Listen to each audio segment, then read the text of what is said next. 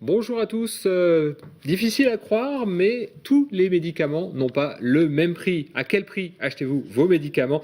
Dans la chronique Vie quotidienne, Sophie Lecroisier nous explique donc justement ces écarts de prix. C'est dans un instant, mais tout de suite l'actualité de ce mardi 29 janvier 2013 dans le Finistère. Et d'abord, cette image du jour, image insolite de ce jeune phoque retrouvé ce mardi matin sur la route devant le musée de la préhistoire sur la commune de Pinmar. Le jeune mammifère a sans doute voulu se mettre à l'abri de la tempête en regagnant la terre ferme. Ce n'est pas la première fois que ça arrive, mais cette fois-ci, ce jeune individu est allé un peu plus loin que d'habitude. Il a été retrouvé par les pompiers et pris en charge un peu plus tard dans la journée par un soigneur du centre Océanopolis de Brest. Il est en bonne santé. Le chiffre du jour, c'est 200 emplois créés par l'entreprise Giannoni dans les années à venir. L'entreprise morlaisienne de chaudière innove et présente sa dernière invention, le Blue Jet, un brûleur qui booste le rendement des chaudières, une innovation présentée en exclusivité dans le magazine Eco & Co avec Christophe Boucher sur TVO à partir de ce mardi 19h. Xin Ya Hao Ya, cela veut dire joyeux nouvel an en chinois, je ne sais pas si je l'ai bien prononcé, une fête qui célèbre le début du printemps et qui aura lieu donc le 10 février. Les étudiants de l'école de management de Bretagne-Atlantique, l'ISUGA, ont choisi de célébrer cet événement durant tout un week-end. Parmi les activités, ils proposent à de jeunes enfants d'apprendre des chants traditionnels chinois. Reportage à Quimper avec Julie Sicot. L'interprétation est encore hésitante, en même temps chanter en chinois ce n'est pas si simple. L'heure est aux répétitions pour cette chorale d'enfants et la leçon semble bien apprise. Ça veut dire joyeux nouvel an.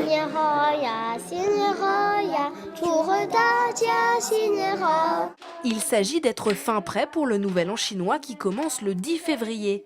Ce sont les étudiants de l'Institut de Management Europe-Asie à Quimper qui sont les chefs d'orchestre de cette jeune chorale. On a eu l'idée de faire venir des enfants et de leur apprendre quelques chansons chinoises qu'ils pourraient chanter lors du Nouvel An. C'est deux chansons qu'on chante au Nouvel An chinois en Chine en fait. Donc la première, Xinian Hao, qui veut dire bonne année. Et la deuxième qui s'appelle Où est le printemps, car il faut savoir qu'en Chine, le Nouvel An chinois, c'est la fête du printemps aussi. Pour les parents, c'est une manière de proposer aux enfants une ouverture vers une autre culture, aux traditions bien différentes. Simplement pour une approche de la culture, une découverte du Nouvel An chinois, des traditions chinoises. À la maison, elle répète. C'est pas vraiment exact, mais bon, elle s'amuse, c'est le principal. Nous avons 3 enfants nés en Chine et nous sommes curieux de culture et de civilisation chinoise. Nous apprenons nous-mêmes le chinois et nous trouvons ça très intéressant qu'il y ait un nouvel an chinois à Quimper. Les répétitions continuent, mais les enfants ont confié que leur tenue était prête pour le grand jour. Des robes vertes et mauves et des tuniques avec des dragons dorés. Une arrivée du printemps haute en couleurs. Une répétition a lieu encore cette semaine, le 2 février, et puis la fête, ce sera les 9 et 10 février. On parle beaucoup des pilules de 3e et 4e génération. Une étude du Centre de pharmacologie de Brest dévoilée ce lundi montre que sur 550 patientes hospitalisées pour des embolies pulmonaires, 135 étaient sous prescription d'une pilule contraceptive. Le directeur de ce centre, le professeur Christian Richer, livre ses impressions au micro de Pierre-François Vatras. Toutes les pilules, quand on les met dans un contexte d'utilisation un peu limite, eh bien, peuvent favoriser l'apparition de ces événements indésirables. Dans un dossier, il y a une patiente qui, entre le moment où on lui a mis la pilule et le moment où elle fait l'accident, entre autres, elle a pris 25 kilos, elle s'est mise à fumer. Et donc, elle a multiplié ces facteurs de risque. Et on sait que, justement, ces pilules, sur des terrains à risque, peuvent entraîner la survenue d'événements. On a étendu à quelque chose qui n'est pas une pilule, qui est Diane 35. Le laboratoire qui fabrique Diane 35 a dit tout de suite « Ah mais moi, j'ai toujours dit que ça pouvait entraîner un certain nombre d'inconvénients et j'ai toujours dit qu'il ne fallait pas le prendre quand on avait beaucoup de poids, quand on était fumeuse, etc. etc. » Pour l'utilisation comme contraceptif, c'est un mésusage, c'est-à-dire c'est un mauvais usage qu'il faut corriger tout de suite. Et depuis une semaine, l'Agence nationale de sécurité du médicament a mis en service un numéro vert pour informer les femmes sur la pilule contraceptive et ses répercussions sur la santé. C'est le 0800 636 636. Et on reste dans le domaine de la santé. Les médicaments n'ont pas tous le même prix selon la pharmacie où vous vous rendez. Sophie Le Croisier, bonjour. Bonjour. Dans la vie quotidienne aujourd'hui, dans la rubrique vie quotidienne, vous vous êtes intéressé justement à ces différences de prix. Et pour comprendre, il faut faire un petit retour en arrière. Oui, tout à fait. Depuis une vingtaine d'années, il y a une vague de déremboursement des médicaments qui a été décidée bien sûr par les pouvoirs publics. Pourquoi ? Tout simplement parce que les dépenses pharmaceutiques augmentaient. Du coup, les médicaments à faible efficacité ont été petit à petit déremboursés. Des conséquences, suite à tout cela, des diminutions de prescription de ces médicaments et puis donc une chute des ventes. Et de l'autre côté, une augmentation de l'automédication et aussi des tarifs. Alors aujourd'hui, la question qu'on se pose, est-ce que l'on ne paye pas nos médicaments trop cher ? Alors il faut bien préciser que les tarifs des médicaments remboursés par la sécurité sociale sont fixés par l'État.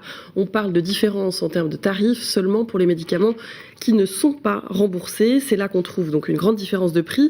Il faut faire marcher la concurrence entre les pharmacies. Pour simple exemple, de l'aspirine, le prix de l'aspirine peut varier d'une pharmacie à l'autre entre 1,30 € et 4,95 €. Alors Sophie, comment on explique ces variations de prix aussi conséquentes ? Eh bien, ce ne sont pas forcément les pharmaciens qui s'en mettent plein les poches, comme beaucoup le pensent, mais tout simplement une histoire de stock. Plus une pharmacie commande en grande quantité un produit, évidemment, plus elle peut jouer sur son prix moins important. On peut comparer cette situation au prix d'une supérette comparé au prix d'un supermarché. Donc, la tarification des médicaments est évidemment totalement libre. Depuis 2003, il y a une loi qui oblige les pharmaciens à plus de transparence pour leurs clients. Ils sont obligés d'afficher les tarifs. Donc voilà un bon moyen pour pouvoir faire marcher la concurrence. Et puis un autre, c'est le site internet www.prixmédicaments.com où là tous les médicaments non remboursés sont référencés et on voit bien la fourchette de prix et ça marche aussi pour le Finistère. Sophie, vous parlez d'internet à l'instant et justement depuis le 1er janvier 2013, il y a la possibilité d'acheter ces médicaments en ligne sur internet. Alors qui peut donc vendre ces médicaments de cette manière ? Alors à la base, ça a été mis en place par le gouvernement pour lutter contre les contrefaçons. Seulement les pharmaciens diplômés et inscrits à l'Ordre national des médecins peuvent évidemment vendre sur Internet et donc créer leur propre site Internet.